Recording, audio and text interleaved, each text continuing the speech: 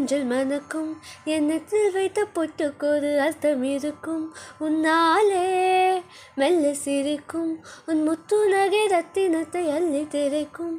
முன்னாலே மெய்யானது உயிர் மெய்யாகவே தடையேது.